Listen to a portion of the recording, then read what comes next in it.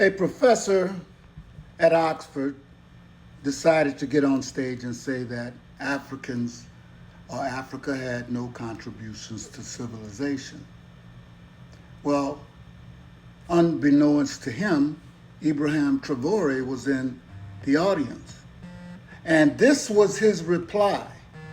And this is what has been happening to us for I don't know how many years or centuries.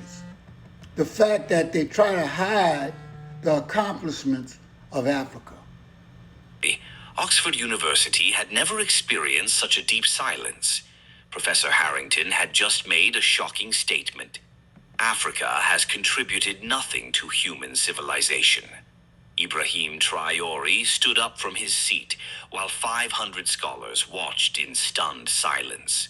No one expected that the next 10 minutes would change everything and lead to the end of the professor's career. It was a packed house at the Sheldonian Theatre that afternoon in March. The event was supposed to be a regular lecture on global leadership in the 21st century. Several world leaders and professors were invited to speak.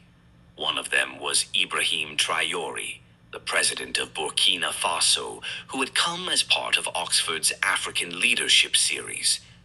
Traore sat quietly in the front row, wearing a simple dark suit. He listened carefully and took notes while others spoke about development, democracy, and international cooperation. At 3:30 p.m., Professor Edmund Harrington took the stage. He was in his late 60s with silver hair and wire-framed glasses. He was well known and respected, having written many books on European history and civilization. His introduction praised him highly. Rhodes Scholar, author of 12 books, and the holder of 3 honorary doctorates. As he began his lecture on the foundations of modern civilization, his tone was confident, almost dismissive, as if the conclusions he was about to present were beyond dispute. When we examine the pillars of human advancement, Harrington began, his voice echoing through the historic venue, we see a clear pattern. Mathematics from Greece, law from Rome, philosophy from Germany, industrial innovation from Britain. He paused, surveying the audience over his glasses. The foundations of what we call civilization have decidedly Western origins. Several audience members shifted uncomfortably, but Harrington continued, emboldened by the academic setting that had long protected such views. 20 minutes into his lecture, Harrington made the statement that would define the rest of his life. Now, some might ask about other continents' contributions. Asia gave us gunpowder and paper, certainly. The Americas had sophisticated calendars. But Africa?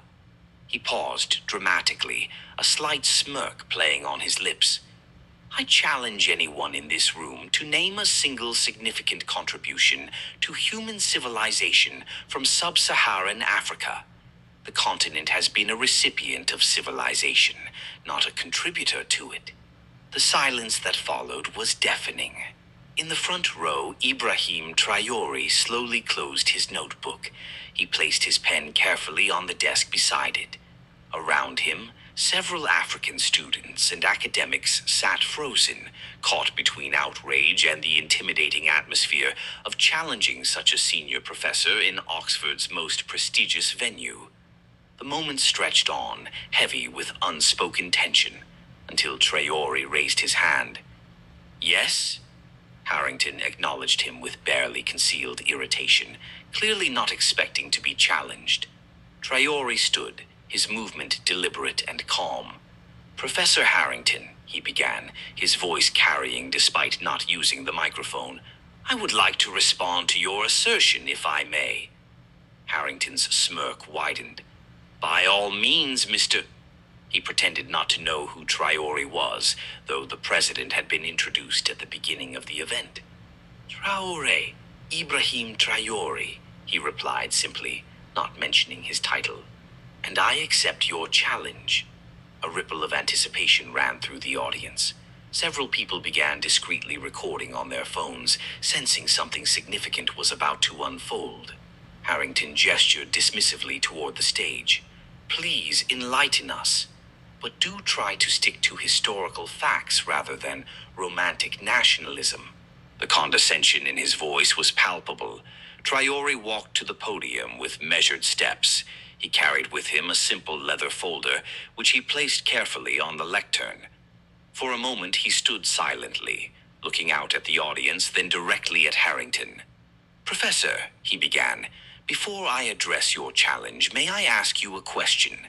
In your extensive research, have you ever visited the manuscript collections in Timbuktu? Have you studied the mathematical treatises of the Dune people? Have you examined the metallurgical techniques of the Haya people of Tanzania?" Harrington waved his hand dismissively. "Ancient mud buildings and primitive folklore hardly constitute civilization, Mr. Traore. We're talking about contributions to human advancement, not anthropological curiosities." Several gasps could be heard from the audience at the blatant disrespect, but Traore remained calm. He opened his folder and pulled out a single document.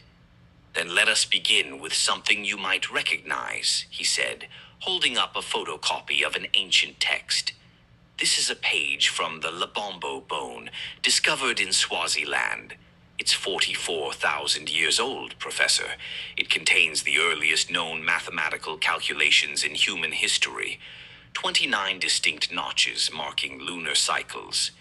Mathematics didn't begin in Greece, Professor. It began in Africa." The smirk began to fade from Harrington's face, but he quickly recovered. "Counting notches is hardly Pythagoras," he scoffed. Traore pulled out another document.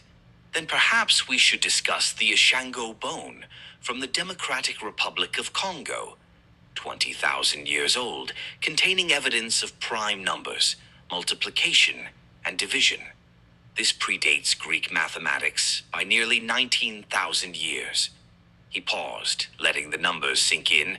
"But you want more recent examples? Very well. Let's discuss the University of Sankore in Timbuktu, which housed 700,000 manuscripts and educated 25,000 students in the 12th century, when Oxford was still a collection of drinking halls." The audience was now completely silent, hanging on every word. Traore continued, his voice gaining strength but never losing its calm dignity. "You mentioned law coming from Rome. Shall we discuss the constitution of the Ashanti Confederacy, which included checks and balances 3 centuries before the American Constitution, or the Buganda Parliament, which had a complex system of democratic governance while Europe was still ruled by absolute monarchs?" "You speak of philosophy from Germany," Traore continued, now fully in his element. "Have you read the philosophical texts of Zara Jacob, the 17th century Ethiopian philosopher who developed ideas about rational inquiry and human rights that preceded the European Enlightenment? His student, Walda Haywat, wrote treatises on ethics that rival anything produced in Europe at the time. But of course, they wrote in Ge'ez, not Latin, so perhaps they don't count in your estimation." Harrington tried to interject. "These are isolated examples." But Traore held up his hand, and surprisingly, the professor fell silent. "Isolated, Professor?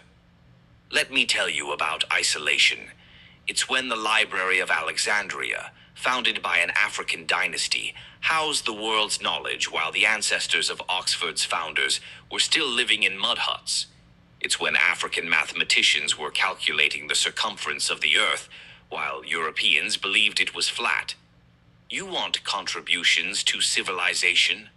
Traore's voice rose slightly for the first time. "Let's talk about medicine. The first successful cataract surgery was performed in Mali in the 14th century. The first cesarean section, where both mother and child survived, was performed in Uganda in 1879, using techniques that wouldn't appear in European medicine for another 50 years.